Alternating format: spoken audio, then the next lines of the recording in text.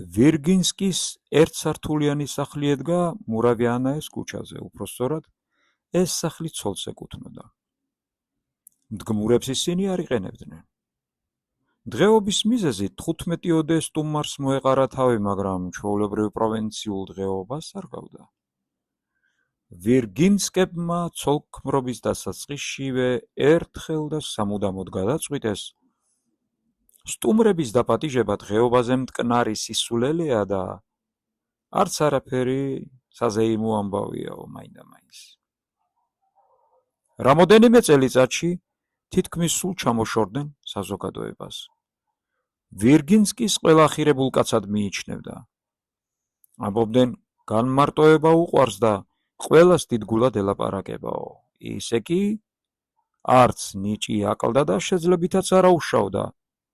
რაც შეეხება მადამ ვირგინსკაიას, ის ხელობით ბებია ქალი იყო და ამიტომ საზოგადოების ყველაზე დაბალ საფეხურზე იდგა. ფოფოდიაზეც დაბლა.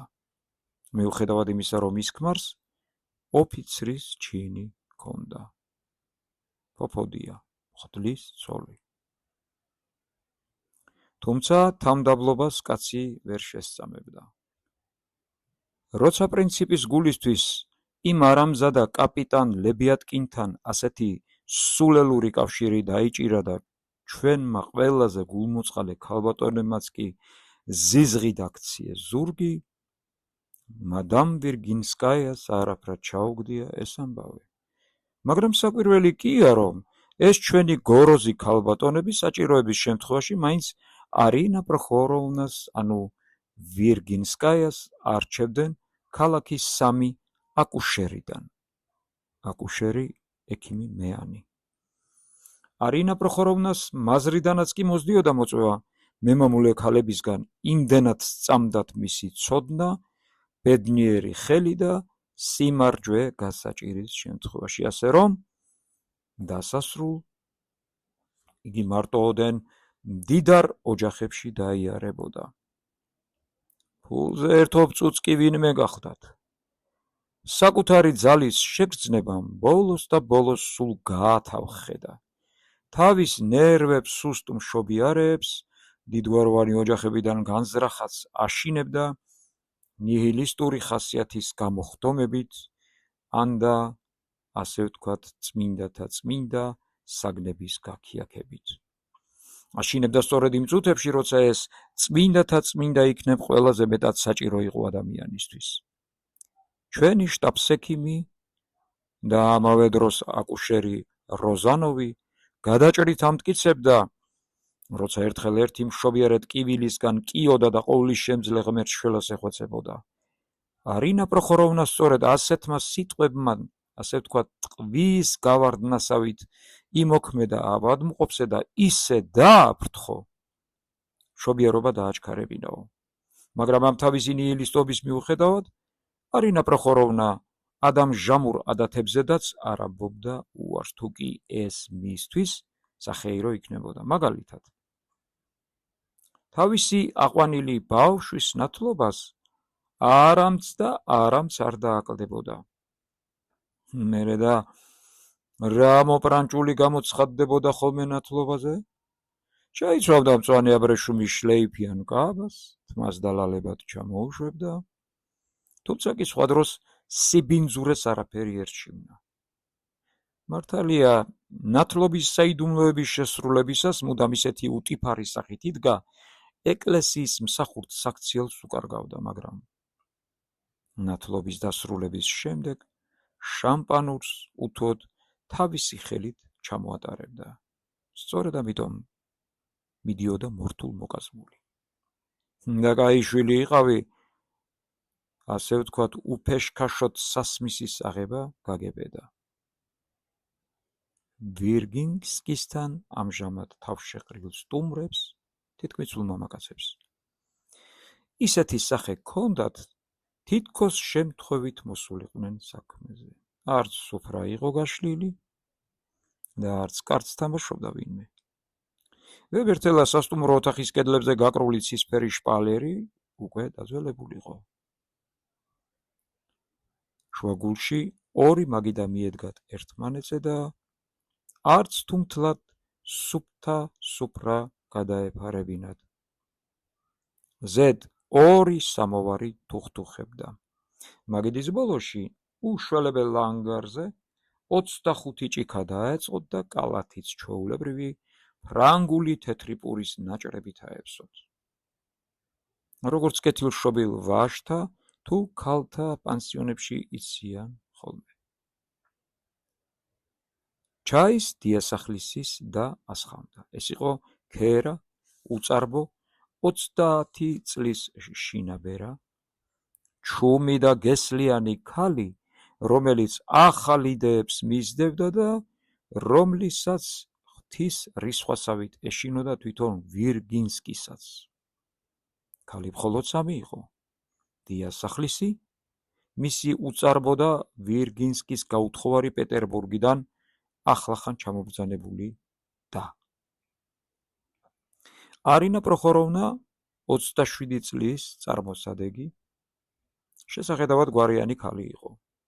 ახლა ოდნავთ მაგაწეწილი, საშინაო მომწვანო ფერის კაბით იჯდა და ყველას ისე უყურებდა, თითქოს უნდა დაარწმუნოს მე არაფრისაც არ მეშინიაო.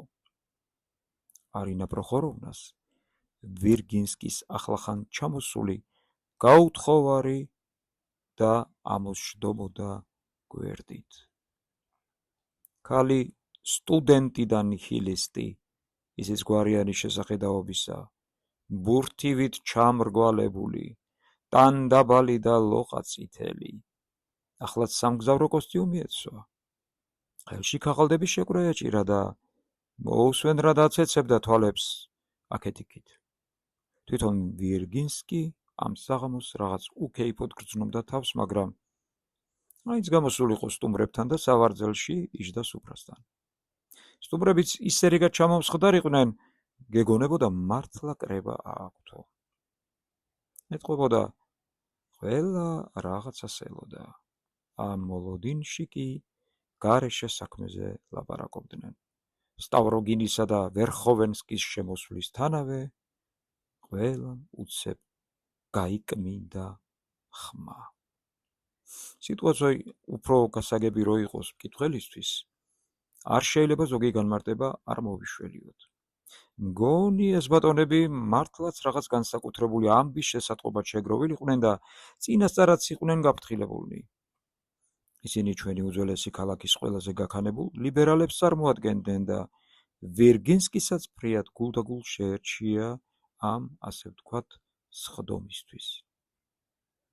იმასაც შევნიშნავ, რომ ზოგი მათგანი, თუმცა ფრიად მცირე რიცხვი, ახლა პირველად იყო აქ. ცხადია, სტუმრების უმრავლესობამ გარკვევით იცოდა, კერძოდ რაზე დაიბარეს ისინი. ის მართალია, რომ ახალგაზრდა ვერხოვენსკი საზღვარგარეთიდან ჩამოსულ ემისტრად მიაჩნდათ მაშინ.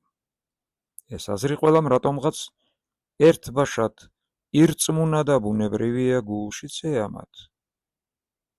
ისიც უნდა ითქვას, დღეობის სახელით შეგროვილ ამ მოქალაქეთა შორის რამოდენიმეს უკვე განსაზღვრული წინადადებები მიეცათ. ახალგაზრდა ვერხოვენსკიმ მოასწრო და ჩვენშიც ისეთივე, ასე ვთქვათ, ხუთეული შეაკოწიცა, როგორც მოსკოვში და მგონი კიდევ ჩვენი მაზრის ოფიცრობაში ყავდა. ამბობენ, ხ-ის გუბერნიაშიც ყავდა ერთი ასეთი წრეო. სწორედ ეს 5 რჩეული უჯდა ახლა საერთო სუფრას და ისე ოსტატურად მიეღოთ ჩვეულებრივი სტუმრის იერი, კაცი ეჭვს ვერ მიიტანდა. რა კი ახლა საიდუმლოებას აღარ წარმოადგენს, მეტგვარებსაც მოგახსენებთ. ეს გახლავთ პირველ ყოვლისა ლიპუტინი, შემდეგ თვითონ ვირგინსკი, მერე ქალბატონ ვირგინსკაიას გრძელ ყურა ძმა შიგალოვი, ლямშინი და ბოლოს ვიღაც ტოლკაჩენკა. 40 წლის ძალზე უცნაური მამაკაცი. მასზე ამბობდნენ, ხალხი ძირფესვიანად ყავს შესწავლილი, უპირატესად თაღლითები და ავაზაკები და დუქნებშიც გაანგებამისთვის დაიარებაო, თუმცა არ ამგონია მარტო ამისთვისევლო. თავის მოწონების მიზნით მუდამ დაბიური ტანსაცმელი და გაპოხილი ჩექმა ეცვა. თვალებსაც სპიერად ჭუტავდა და ლაპარაკში ხალხურად უქცევდა. ერთი-ორჯერ სტეპან ტროფიმოვიჩის საღამოზე მიიყვანა იგი ლიამშინმა, მაგრამ ჩვენზე დიდი ვერაფერი შთაბეჭდილება მოახდინა. ქალაქში მაშინ გამოჩნდებოდა, როცა უადგილოდ იყო ხოლმე. ისე კი რკინიგზაზე მსახურობდა.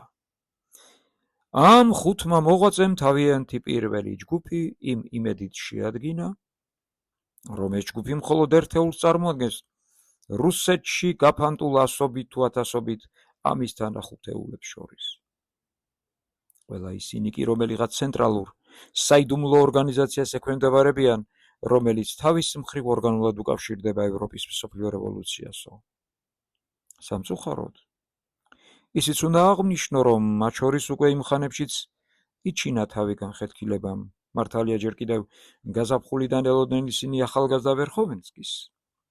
მისი ჩამოსვლის ამბავი ჯერ ტალკაჩენკამ და მის შემდეგ შიგალიოვმა ამცნოდ.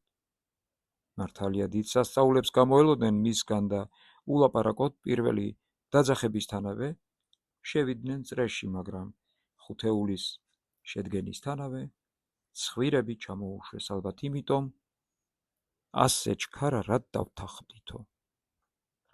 წრეში შესვლის მიზეზი უფრო წრწყვილი იყო, რათა არავის წამოეძახებინა მერე. შეეშინდათ და შესვლა ვერ გაბედესო. მაგრამ ახალგაზრდა ვერხოვენსკის მაინც უნდა დაეფასებინა მათი გმირობა და სანაზღაუროდ რაიმე უმნიშვნელოვანესი ანეკდოტი ეამბნა. ვერხოვენსკი კი თავს სულაც არ იწუხებდა ამ კანონიერი ცნობის მოყვარეობის დასაკმაყოფილებლად და არათუ ზედმეც ყვებოდა, პირიქით კაცრად და აგდებულად ექცეოდა მათ, რაც ყველას ძალზე აბრაზებდა. შიგალიოვი აქეზებდა კიდეც სხვებს, ანგარიში მოუთხოვოთო, თუმცა ახლა ამდენ უცხო ხალხში რა ანგარიშის მოთხოვნა შეიძლებოდა.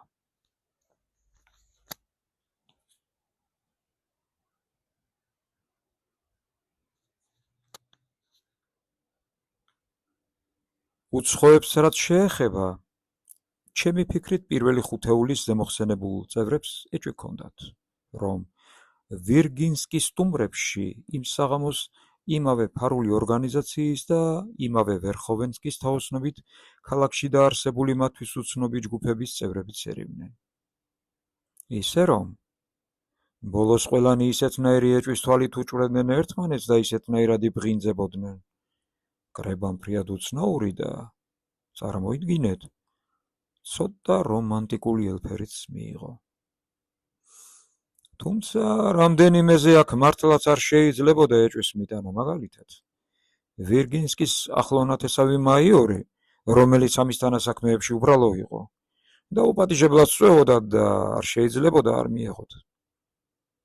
ვირგინსკის მაიორის მხრივ დაბეძღებისა არ ეშინოდა, რადგან ეს მაიორი თავის ჭკუატხელობის მიუხედავად მთელი სიცოცხლე ისეთ ადგილებში დაძვრებოდა, სადაც უკიდურესი ლიბერალები ეგულებოდა. თვითონ არ თანაუგრძნობდა, მაგრამ მოსმენა კი ძალიან უყვარდა. კიდევ მეტიც, კაცს უკვე სახელი ჰქონდა გატეხილი. ახალგაზრდობის წლებში თურმე მის ხელში გაიარა ეგრეთ წოდებული კოლოკოლისა და პროკლამაციების მთელმა დასდებმა. მართალია შიშით არ გადაუშლია, მაგრამ გავრცელებაზე კი უარის თქმას დიდ უნამუსობად ჩათვლიდა. რა სიზამ? ასეთია ზოგი რუსი დღემდე.